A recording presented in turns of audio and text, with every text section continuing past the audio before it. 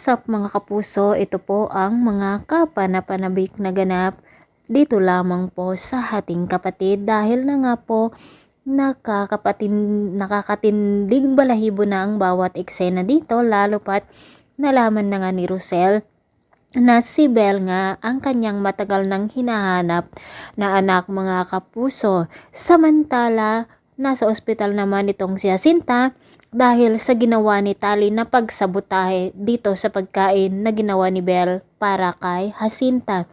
Ngayon ay si Belle nga ang napagbintangan na siya na naman ang magmumukhang masama dahil nga sa nangyari dito kay Jacinta, lalo pat pinagsabihan siya ni Tyrone na dapat mag-ingat daw siya sa mga ingredients ng kanyang niluluto. At ito na naman si Tali ay paepal na naman mga kapuso. Dapat sana malaman ni Rosel at Tyrone na si Tali ang may kagagawan nito.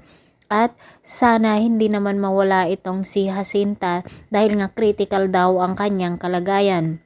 Ngayon nga ay talagang pinuntahan ni Rosel itong si Chris na galit mga kapuso. At lumuhod si Chris na nagmamakaawa dito kay Rosel na patawarin niya. Ngunit talagang napakasakit bilang isang ina ang mangyari ng ganito, lalo pat hindi man lang sinabi ni Chris noon na nagmumukhang tanga na halos mabaliw na si Rosel sa pagkahanap dito sa kapatid nitong si Tyrone.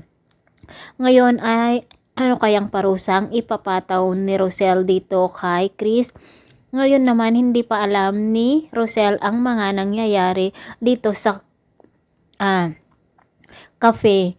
At kung ngayon nga na alam na niya na si Belle ang kanyang anak, baka naman si Belle ay aalis na dito sa Flower Cafe, no mga kapuso. Ay talaga namang pinapahaba pa ang bawat eksena dito para may panoorin pa tayong lahat.